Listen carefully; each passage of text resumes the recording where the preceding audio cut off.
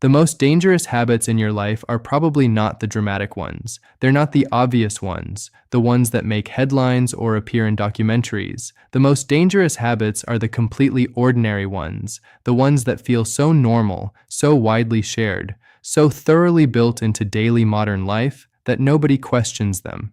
And that is precisely what makes them so destructive. In medicine, I have seen the end results of these habits play out over and over again. People arriving with their first heart attack, their first stroke, a diabetes diagnosis, conditions that didn't emerge suddenly, but were built slowly over years and decades through behaviors that looked perfectly harmless in the moment. Today, I'm going to walk you through 11 of those habits. Not extreme behaviors, not rare addictions, ordinary, common things that are quietly doing serious damage across millions of lives right now. My name is Dr. Victor Hayes. I work in preventive medicine, and this is the kind of conversation I wish happened far earlier in most people's lives. Let's go through them. Habit number 1 is going to surprise people who exercise regularly. You can go to the gym every single morning and still be dangerously sedentary. Here is the physiological reality. When you sit for extended periods, your muscles are not contracting. They are not pulling glucose out of your bloodstream. Your mitochondria, the energy-producing structures inside your cells, become progressively less active, and this happens independently of how hard you exercise during that dedicated workout window. Scientists call the energy burned through movement outside formal exercise NEAT, non-exercise activity thermogenesis. Things like walking, standing, doing household tasks, taking stairs. This constant low-level movement is what keeps your metabolic machinery running smoothly throughout the day. Here is the disturbing research finding. Prolonged sitting is independently associated with increased cardiovascular mortality, even after controlling for structured exercise. The person who sits all day at a desk and all evening on a sofa, despite going to the gym for an hour each morning, is still metabolically compromised.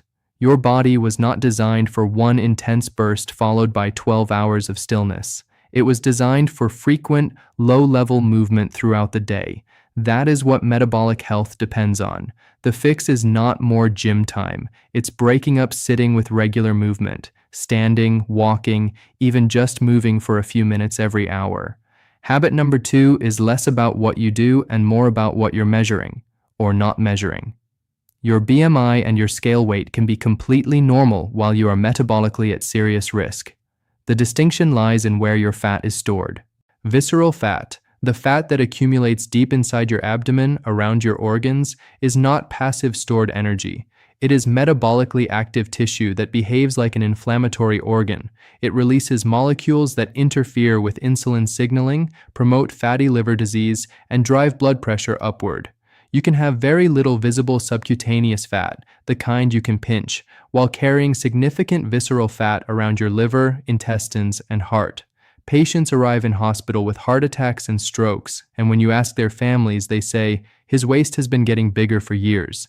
The measurement that matters is not your weight, it is your waist circumference. A simple rule: your waist in centimeters should be less than half your height. A 180 centimeter person should have a waist below 90 centimeters. A 160 centimeter person below 80 centimeters. If your waist is expanding, even gradually, pay attention. That single number predicts your metabolic future more accurately than your total body weight. Habit number 3 is not really a behavior.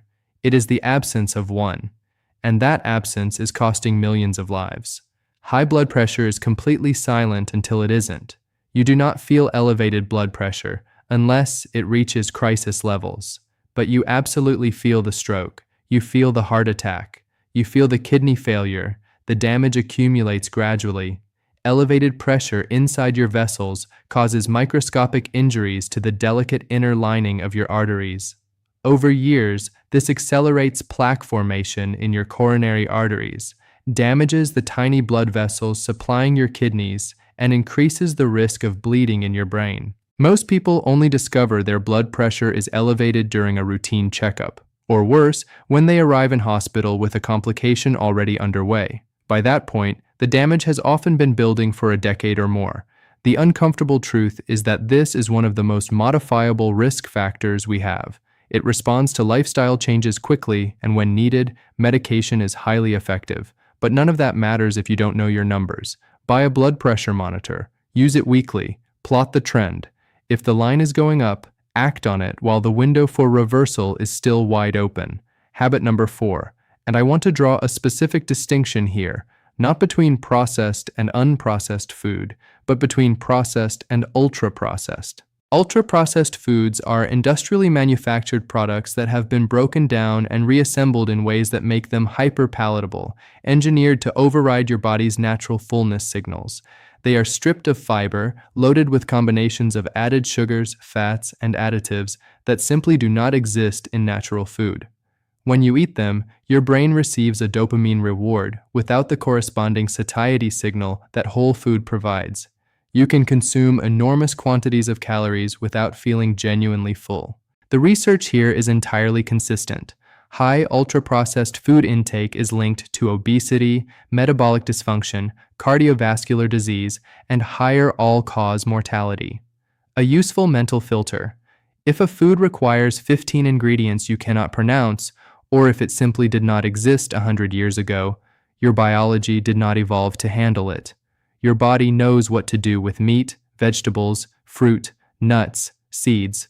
It does not know what to do with modified cornstarch, emulsifiers, and artificial flavor compounds. Habit number 5 deserves its own category, separate from ultra-processed food. Liquid sugar, soft drinks, fruit juices, energy drinks, flavored coffees, sweetened smoothies. These deserve special attention because of how differently your body processes sugar in liquid form. When you drink calories, especially from sugar, you bypass the satiety mechanisms that normally signal fullness after a solid meal. You can consume 300 calories of a sugary drink easily, and then eat the exact same meal you would have eaten without it. The calories simply stack on top. Because liquid sugar causes a rapid blood glucose spike, your liver receives a concentrated flood of glucose that must be processed immediately. Over time and repetition, this contributes to non-alcoholic fatty liver disease, even in people who drink no alcohol at all.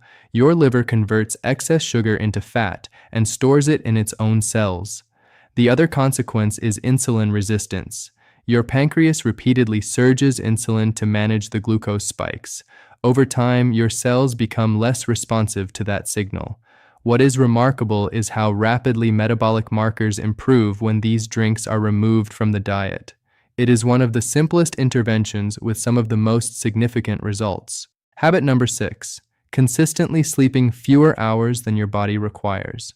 Most people think of sleep as rest, passive downtime between active periods. But sleep is when your body performs critical repair and maintenance. Your brain clears metabolic waste. Your pancreas recalibrates insulin sensitivity. Your blood vessels repair themselves. When you're sleep deprived, even after just a few nights of short sleep, your body becomes measurably less sensitive to insulin. The same meal that your metabolism handles easily after a full night of sleep causes a significantly larger glucose response when you're sleep deprived.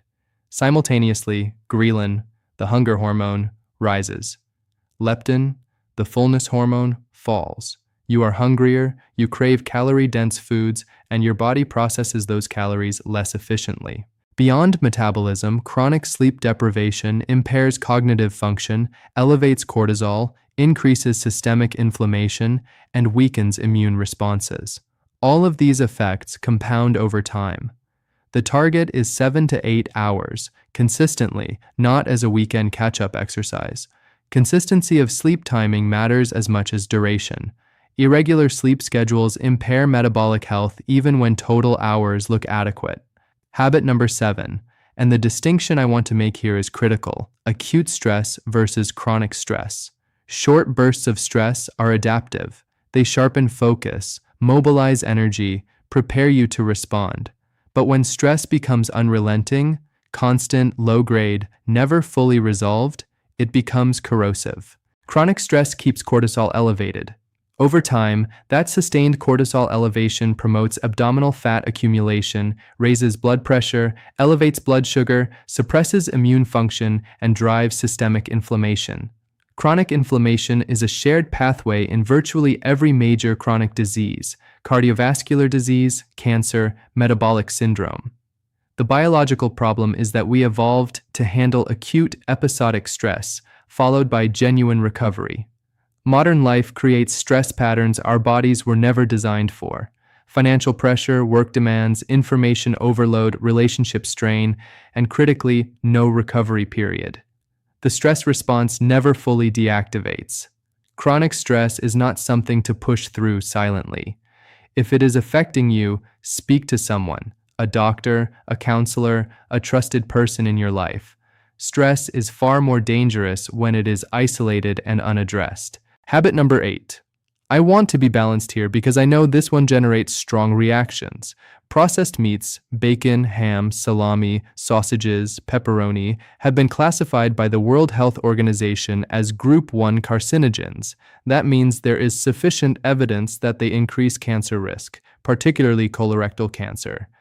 The mechanism involves nitrates and nitrites used in curing and preservation, which can form harmful compounds in the colon. The risk is dose-dependent. The more frequently and consistently these foods are consumed, the higher the risk. I am not saying that eating bacon once causes cancer. The concern is regular consumption, daily or multiple times per week, over years. Combined with low fiber intake, which many people pair with these foods, the risk compounds further. Knowledge allows informed choices. Once or twice a month, occasional consumption, this sits in a very different risk category from daily habits.